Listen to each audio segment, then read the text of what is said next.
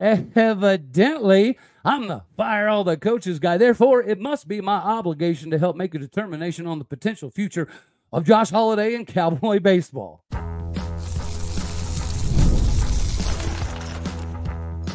You are Locked On Oklahoma State, your daily podcast on the Oklahoma State Cowboys, part of the Locked On Podcast Network, your team every day. Howdy, y'all, and hello, all. Welcome back to Locked On Oklahoma State, your daily stop for all things Cowboy and Cowgirl related.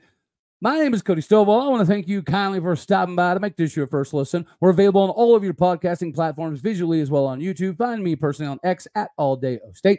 Today, we're partially brought to you by FanDuel. Make every moment matter more with FanDuel. Right now, new customers get $150 back in bonus bets with any $5 winning bet. Get in on the action today by going to FanDuel.com/lockedon.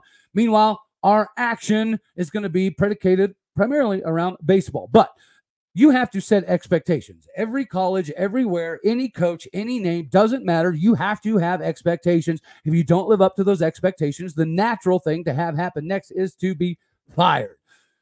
When you think of Oklahoma State, I don't think that we have unrealistic expectations, right? Basketball, the expectation this season is just to be significantly better than last season, especially in Gallagher-Iba. We're not delusional. We're not expecting a Final Four run, Sweet 16 run, Field of 32 even run. We're expecting to just simply be more intense, be better at defense, and be better at home. That's it. Basketball, it's that simple. Football, anything less than 8 wins is absolutely unacceptable because Mike Gundy has gotten Oklahoma State to that level. And just like this previous season, I said if Mike Gundy didn't get off his daggone tuchus and get back in the building and become more involved, and we ended up with a 4-win, 5-win season, he should be put on a 1-year deal. And if he doesn't perform, he should be fired. John Smith. If we don't make top 5 in nationals in wrestling, then he should be put on a 1-year deal to be fired. And when he brought in Coleman Scott, I assumed that was kind of the likely trajectory. But he even knew he's not living up to Oklahoma State expectations. So he retired. Then you got to think about football, right, in the same vein, in my opinion, as baseball. Right? Are we expecting Big 12 titles every year? No, not exactly. Are we expecting to go to the playoffs and go to Omaha every year? No, not at all. The expectation for baseball is to win a regional, anywhere. Matter of fact, at this point in time, I'm kind of hoping next year we don't host our own regional because it's not been too comforting for us. But the expectations to win a regional, that is not outlandish. Make a super. That's it. That's it. But we can talk all day, every day about the number of wins and the amount of accomplishments that we've had. Right? Gary Ward had almost a decade's worth of regionals. Josh Holliday has over a decade's worth of regionals. Yet, we're back in the same scenario. And we had a spotlight, guys. When you watch the games, how many times was it mentioned of being one of the fourth winningest team and having some of the most regional host sites, some of the most super regional host sites, winning a national title, competing in several national titles, having some of the greatest in the game like Pete Incaviglia, Robin Ventura. When you look at what Oklahoma State has done in baseball, it's reasonable to have these expectations. Gary Ward won 16 conference titles in a row. I didn't misspeak, 16 conference titles in a row. And Josh Holliday simply has to live up to the expectation of winning regionals. That's it. I know there's some people that think, if we don't make Omaha every 3 years, then maybe we should have that conversation. That conversation needs to be had now. Worst case scenario is he needs to do something within the staff. How are you top 5 in the Big 12 in batting average? How are you number 1 in home runs, number 1 in drawing walks? You have the number 1 ERA. You have 2 pitchers in the top 10 in the Big 12 in innings pitched, ERA, strikeouts. You go up and down the line. Statistically speaking, Oklahoma State should have won the regional. Stats, lives matter. We win a lot, right? Mike Gundy wins a lot. Josh Holliday wins a lot. John Smith wins a lot. Our problem has been the trophies that come after all of the winning. And you know what? The reason that I think Josh Holliday is going to get a little bit of a pass this year, as he should, was because we won the Big 12 title. And the way that we did it in Bedlam and the fashion that we did it, that in and of itself, it has Josh Holliday safe. The fact that he bleeds and cries orange, it definitely matters. But he has an inability, I guess you could say, in accountability, in crunch time. We knew that the batting this season was very inconsistent. We knew the pitching was good enough and deep enough to make an Omaha-level run. We had the staff to make a run. Now, mismanagement by Rob Walton deciding to leave people in too long, to give up too many runs or things of that nature, that's a whole different conversation. But clearly, Josh Holliday does not really have a desire to push Rob Walton to do more. He doesn't have a desire to make sure that psychologically, mentally, whatever you want to call it, that we're in the right headspace. Because if you go back and watch the game against Florida, where we had the worst ump of the year, that game got in our head. And then we played like that the next day. We were swinging at everything. We weren't looking. We weren't sitting on stuff. We were watching pitches down the middle and then swinging at stuff in the dirt, which leads you to know that you're clueless. You're not seeing the ball out of the hand. You're not picking something up. And why does it seem to happen under Josh Holliday in these big time regional, super regional moments? Josh Holliday spoiled us all. He took us back to Omaha in his second year at Oklahoma State. And since then, we have been one of the best in the country at hosting regionals, but that's where it stops. We're good at hosting regionals. That's what Oklahoma State is becoming under Josh Holliday. But the recruiting, his passion for Oklahoma State, the facilities, the winning, all of that has the right formula to it. But there's something in crunch time that we are not doing, that we're not getting, we're not understanding, we're not emphasizing, we're not teaching. So you have to do something. Whether it's a shakeup all over the staff, maybe. Is it a one-year deal that has expectations put on it next year? That maybe should happen. I don't think he should be fired. But I do think that the expectations of Oklahoma State baseball are not being met. If he didn't win a Big 12 title, right, this would be a different conversation. If we didn't take OU and drag him behind the woodshed and teach him a lesson or seven in the Big 12 title game, then I do think this is a different conversation. But that did happen. We did win 42 games. We did host a regional. So I think Josh Holliday is safe. But something has to happen. If he does absolutely nothing in the offseason, right? Same staff, same philosophy, same mindset, then we're probably going to see the same result. Josh Holliday's good at winning. Mike Gundy's good at winning. John Smith, good at winning. Dave Smith, good at winning. But we have to take that next step. And I think it's perfectly reasonable as a fan to have those expectations. I mean, sure, would I love to get on here and talk about fun, cute, fluffy, cuddly stuff about how everything is rainbows and lollipops and everything's absolutely flawless and this coach is great and that coach is great and this. No. There are expectations on every level at every sport. And they're different, right? We don't expect basketball to be competing for Elite Eights, right? That's not the expectation right now. But that essentially is the expectation in baseball. That is the expectation in football. This is a year of capitalization for Mike Gundy, but it was a year of capitalization for Josh Holliday, and to some degree, Kenny Gajewski. Now, the Cowgirls obviously did some pretty major things, so I know we're all happy there. But if Kenny Gajewski all of a sudden stops recruiting the way he has been, stops getting some of the transfers he's been able to get, stops making trips to the World Series, that'll be a disappointment. And if it starts happening multiple years, then you have to have a conversation about firing someone. I think Josh Holliday is a great coach.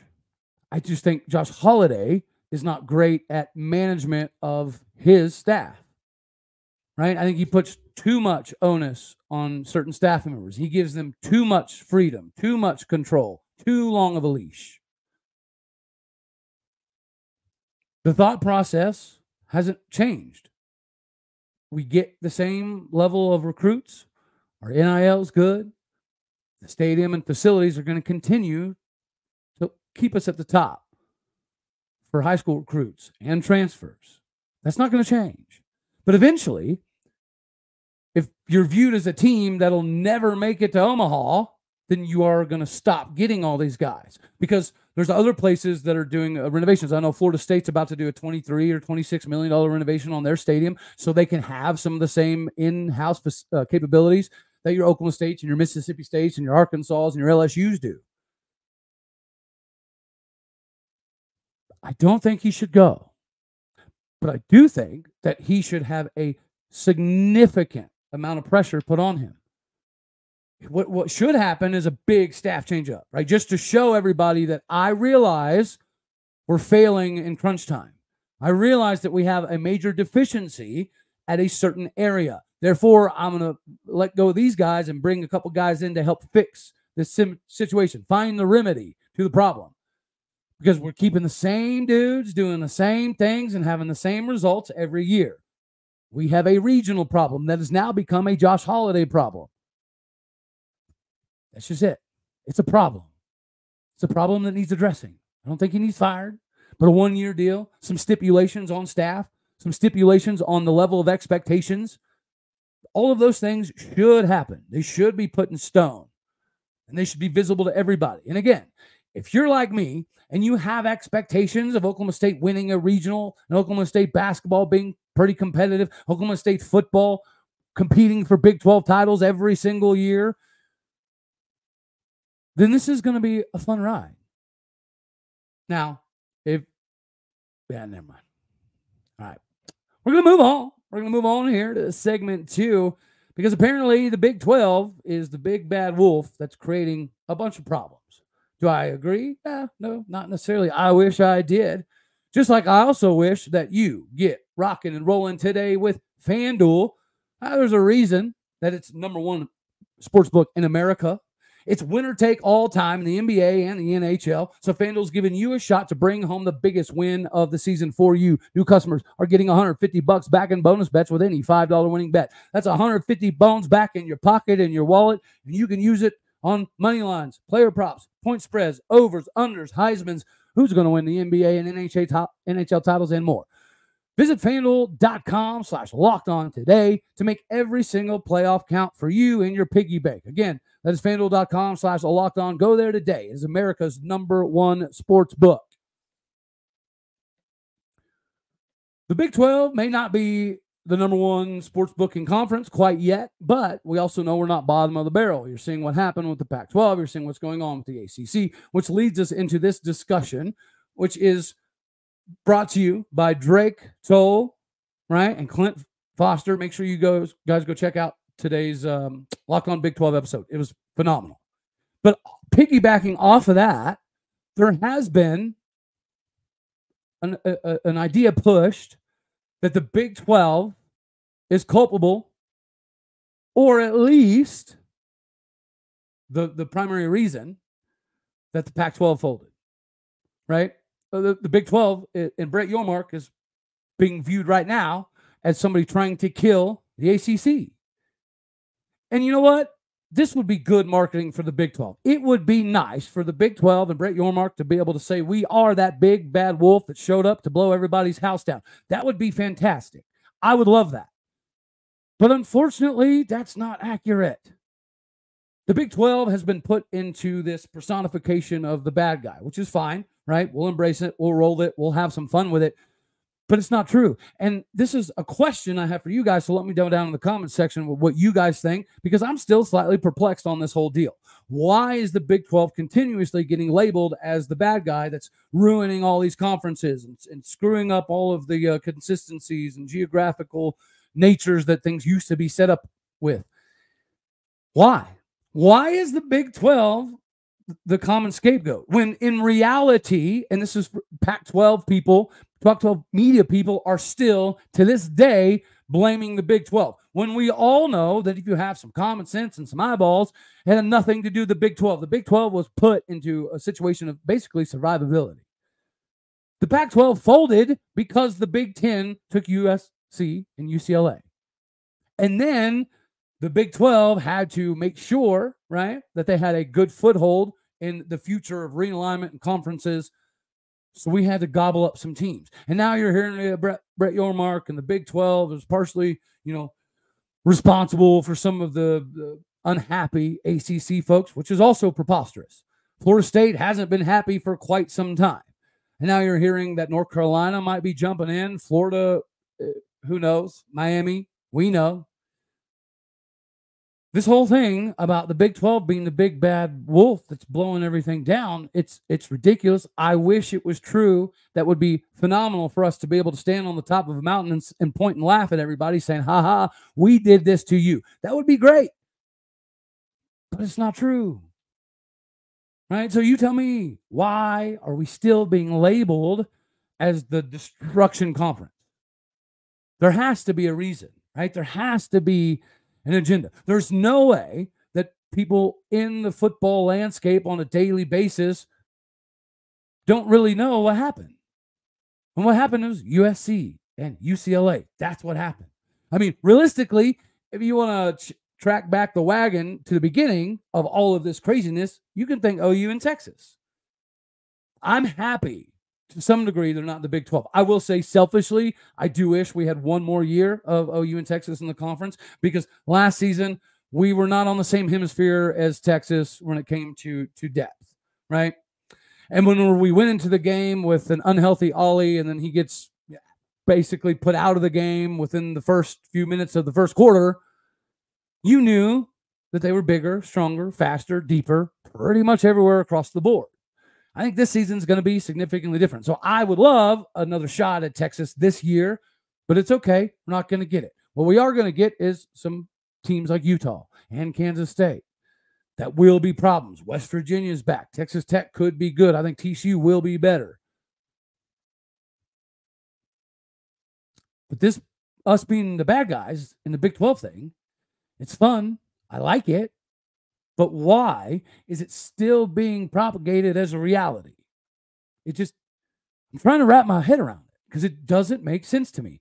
Why are we still being labeled as the bad guys when we had nothing to do, literally nothing to do with OU and Texas leaving the Big 12, just like we had nothing to do with USC and UCLA leaving the Pac-12, just like we have nothing to do with Florida State, and Miami, and whoever else in the ACC that is not happy. We have nothing to do with that. But Brett Yormark is a good businessman. And Brett Yormark's smart enough to know that the ACC is likely about to fall apart, and we should probably be one of the first people in line to scoop up some of the schools. So when the ACC falls apart, just be prepared that the Big 12 somehow, some way is likely to get blamed.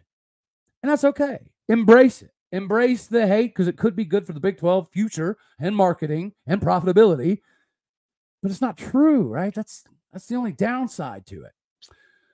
All right, I'll switch gears again here to Cowgirl softball. Told you guys the other day needed to have its own segment. Cowgirl softball did live up to expectations, right? This isn't apparently another one of my fire the coaches rants. Kenny Gajewski, before we have any conversation, about firing Kenny Gajewski, it'll be after the stadium he's earned is built. Josh Holliday helped earn the upgrade from Ali P to Obrey, and we're wasting it.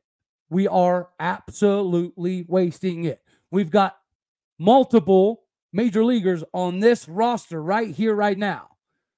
I mean, you're talking about guys, Brian Holliday, going to have a really good shot. We know Nolan Schubert's going to do it. We know Carson Benj is going to do it. Pretty sure Zach Earhart's going to have the capability to do it. Aiden Miola's got the talent to do it. But when you have this many major leaguers, and you know, because of your facilities and your NIL and your ability at retention and acquisition, that you're going to be just as good next year, and you're going to be just as good the year after. Oklahoma State baseball is not in trouble of getting major dudes to come to that facility. I mean, I've even had some conversations with some of my kids. If you go to somewhere like an Oklahoma State, and Mississippi State, and Arkansas, if you know that you might not be good enough to be a starter, you still go take the opportunity because they're going to develop you way faster than University of California, Irvine. It just is what it is. They're going to develop you and turn you into what you're looking to accomplish much, much, much quicker than Dallas Baptist even. And Dallas Baptist is legit. Wichita State, legit. That's not going to change. And until Kenny Gajewski has that at his disposal, we can't have a firing Kenny conversation. Not now, not here, not anytime soon. His performance has been phenomenal. The Cowgirls' performance was phenomenal. The Bedlam Series W, right before they leave the conference, that's epic. Absolutely epic. It's a memory we will always cherish from this season. Beating Texas, right? The team who won the part of the Big 12. It's amazing. What we did in our regionals and our super regionals was phenomenal. We hit our peak, right? We peaked at the right time. And then we got to Oklahoma City and we just played very flat, very deflated, very uninspired. I mean, it looked like we were dog tired. It looked like, we just played 70 games in a row. We just didn't have it. But that's okay. Because we got to experience a lot. Just like we got to see Lexi Kilfoyle make Kelly Maxwell look somewhat pedestrian as a Sooner. We got to watch two of the best freshmen in Oklahoma State history that'll be doing the daggone thing next season. We've got the ability to maybe get some of the top pitchers in the country that are in the transfer portal, including Baylor and Washington. We got a shortstop from Ole Miss that wants to come check out Oklahoma State because of Kenny Gajewski.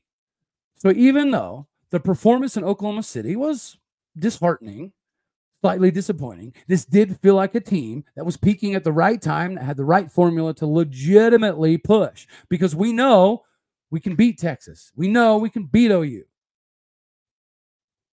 So this felt like a real opportunity to play in the national title game. So from that perspective, of course, it sucks. It hurts. But at least we hit our expectations. Our expectations are to make it to Oklahoma City. We did that. And we unfortunately played like that was the expectation. But if Kenny Gajewski gets the stadium that he deserves, and then he starts losing all the regionals, then we have the same conversation as Josh Holliday. You see how we circle back around here? I'm fired up about this one. I think Cowboy baseball should have a better representation. And we keep beating our head against the wall, doing the same things, winning almost the same amount of games, winning multiple Big 12 titles, and then falling on our face when it matters most. It's just something that needs to be discussed. And it's, in my opinion, not something to be ashamed of, to have these expectations. I mean, sure, right? I could talk about all of the great rainbows, the lollipops, the constant awesome sauce. I could. But if it's not always the truth, then what are we doing, right? The truth is, there's expectations at Oklahoma State. There should be, especially in the new Big 12. And there should be an expectation from a fan base that if our coaches are not living up to expectations, then something needs to be done. I love the one-year deal thing. I think Josh Holliday should be on his one-year deal. I think Alan Bratton should be on his one-year deal. Mike Gundy, what he did last season, his reinvestment right? In the program, in the locker room, in recruiting, in NIL, in being a marketing style of a feature. Mike Gundy did all that last year. So his 1 year thing, it's gone. It's out the window. Good job, Mike Gundy. You earned another 3, 4, 5, 6 years. Now, if you win a Big 12 title this year, then sign me up for your lifetime, retire whenever you want contract. I'm okay with it. And just like Josh Holliday, right? You take us back to Omaha. We're competitive. I'll buy you another couple years right there. That by itself. But losing a regional in the stadium that was built to host supers back to back to back to back, shouldn't that be unacceptable? As an Oklahoma State fan, is your expectation to just simply get to a regional in baseball? Not me. And I don't mind saying it. All right, y'all. I reckon that's all we're going to have for. Oh, I apologize for yesterday. Baseball has started. We had a doubleheader, followed by a scrimmage, followed by a pitching lesson, followed by a D1 facility BP.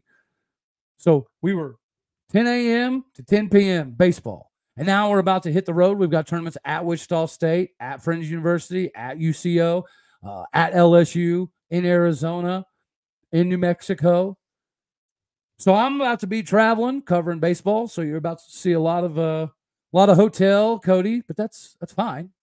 This is what I do.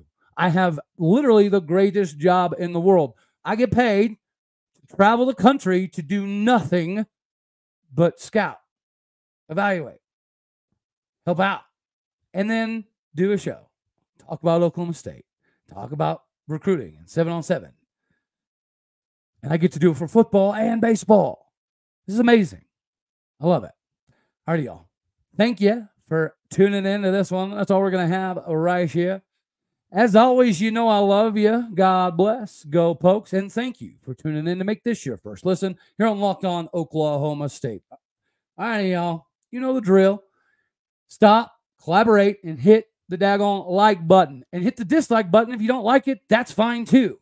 More importantly, share, comment, subscribe. My podcast and people out there, you are the bricks, the foundation, the bread, the butter that makes this whole thing churn properly. So help your dude. Go leave a review, hit the stars, do what you do. All right, y'all. Later, taters.